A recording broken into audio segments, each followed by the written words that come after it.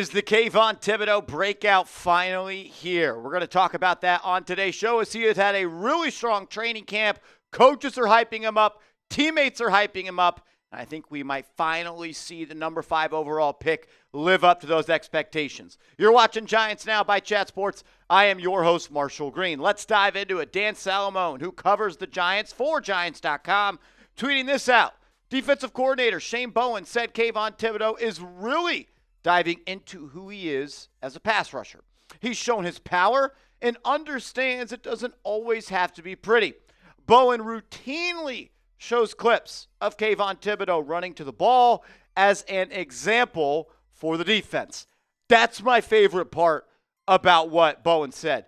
Showing Kayvon Thibodeaux's effort and willingness to finish plays is huge because that's somewhat been a question mark surrounding him dating all the way back to Oregon. I also love the fact that he is diving into who he is as a pass rusher. I think Kayvon has kind of struggled with what moves to use in different situations. Is he a speed rusher?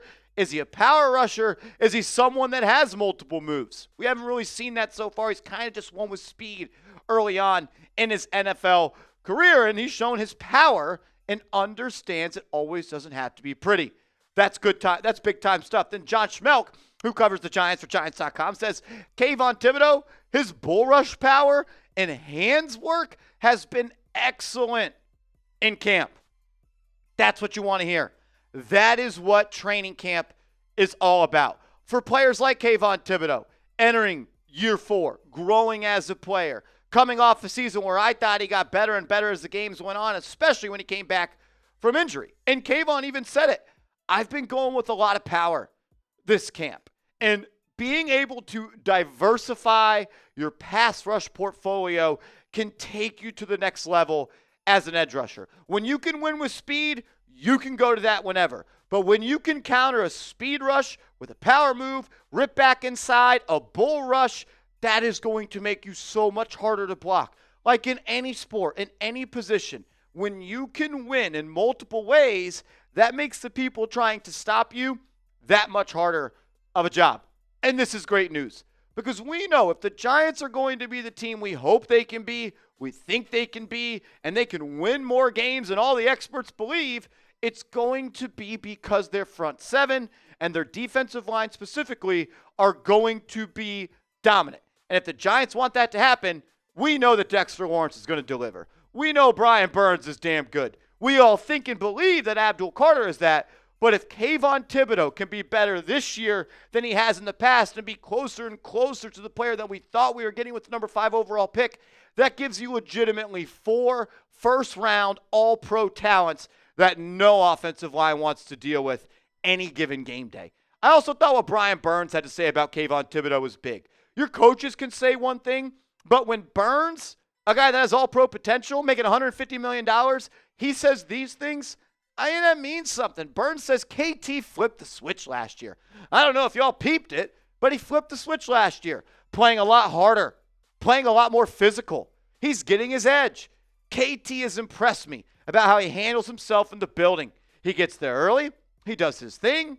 But all in all, he flipped that switch last year. So I expect big things from Kayvon Thibodeaux this year. Like, that's what you want to hear. You want to hear about the effort. You want to hear about the little things. You want to hear that the player is all in, trying to be the best version of themselves. And I don't say this like in any type of slight towards Kayvon Thibodeaux. He knows it's time. He's entering year 4. Not necessarily a contract year because they had that 5th-year option picked up, but he knows if he delivers this year and he plays up to that potential, that Brinks truck is going to get backed up to his locker. Like, that's the fact of the matter. Players know that. We hear it all the time. Contract year, contract year, contract year. Most great players that are drafted in round 1, they get an extension after year 4. Unless you're Micah Parsons and you have to play for Jerry Jones. Keep on doing it, Jerry. We appreciate you. I thought Kayvon, despite the sack numbers being lower than they were in 2023, I actually thought it was his best film and it was his most complete season this past year. 38 pressures in 12 games. That's his best pressure per game ratio in the NFL. And those 5.5 sacks a little bit, I would say, they just don't paint the full picture. He had 5 half sacks, meaning A, he didn't finish the play and someone had to come help him up, or he was late to the party. He talked about he felt like he left a lot of sacks on the table. And when you look at his PFF game log, you can see the closer we get to week 18, the less red and the less orange you see. You see more blue. You see more green. And blue and green are the colors you want. The PFF grades in the pass rushing department, the PFF grades in the run defense department got better and better as that season went on. And even though I think like stats are such an easy stat to like, and honestly, like a lazy casual stat to point at to say how good an edge rusher is, like it didn't show you who Kayvon was last year. His PFF pass rush grade, his PFF run defense grade, those show you and illustrate how much better he is. His pass rush grade in 2024 was ranked 35th amongst all edge rushers. It's the best of his career. But I'm talking about the defense when it comes to the run defense. Much better in 2024 than 2023. 65.6, still not elite, but 69th out of qualifying edges compared to 148th in 2023. His pass rush grade and his run defense grade was better this year compared to in 2023 when he had 11 and a half sacks. And that's represented again in this pass rush statistic by Pro Football Focus. Your PRP, your pass rush production score. He had the 27th best pass rush production score in the NFL amongst edge rushers in 2024. Better than 2023 and better than 2022. So that's what you want to see. And when you talk about Kayvon Thibodeaux and his pass rush win rate, it was better in 2024 than it was in 2023. And it was better than it was in 2022. So even though he had the most sacks in 2023, that was his worst pass rush win rate in his NFL career. You want to see him continue to get better and better in that department. So I think the rave reviews are awesome. I think his teammates talking about how good he is, and him just getting better from last year to this year is awesome. And I think he's due for a breakout. I think he might scratch that surface of who we thought he could be. Also because it's going to be the easiest it has ever been for him. You can't double team Kayvon Thibodeaux anymore because you got to double team Dexter Lawrence. Then you got to slide the protection of Brian Burns. Oh, yeah, and then there's Abdul Carter. Like, it's going to be Kayvon Thibodeaux one-on-one versus left tackles, Kayvon Thibodeaux one-on-one versus right tackles. Like, he's going to have – I'm not trying to say it's easy to be Kayvon Thibodeaux this year, but it's going to be easier to apply pressure than it was his rookie year or when it was just him and Azeez Ojulari, or when it was last year, like when Dexter Lawrence got hurt by the end of the year and Brian Burns was playing hobbled. Oh, and you got Chauncey Golston, and hopefully Darius Alexander starts to get it into gear, and maybe he has a big preseason, and we're talking different about him. I'm really all in on a Kayvon Thibodeaux breakout this year. And if he doesn't, then we're going to have a different conversation. We'll have some of that conversation coming up in a little bit. But this shirt right here, it's on sale. It was $40. Now it is $32.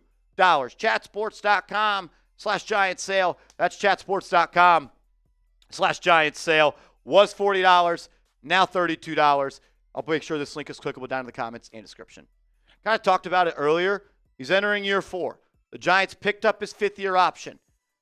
A lot of the time, those first-round picks, they get extended after year 3.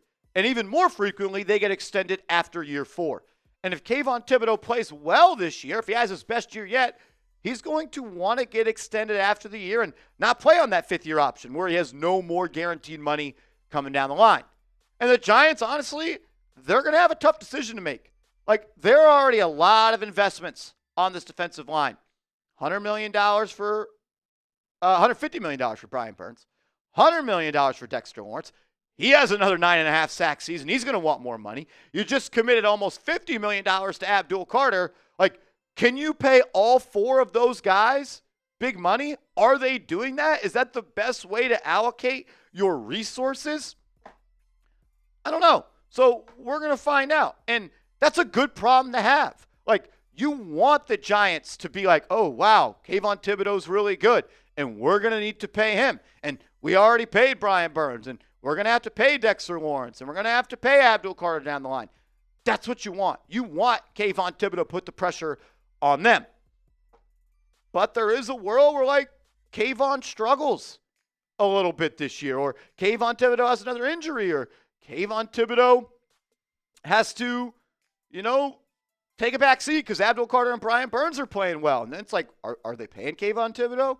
Are they going to pay him a lot of money to be a rotational edge rusher?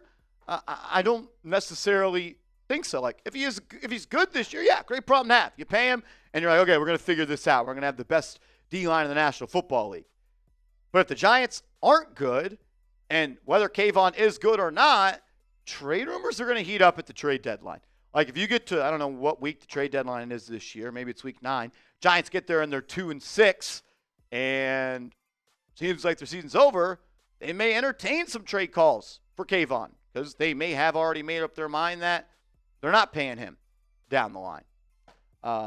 So, yeah, it's going to be an interesting season. I think I don't want to call it a bounce back, not even really like a breakout, but like a I'm here season. Like, I'm that guy. I am the number 5 overall pick. I think that could be coming for Mr. Tibbs. My question to you is, which one of these edge rushers do you think has the most sacks coming up this year?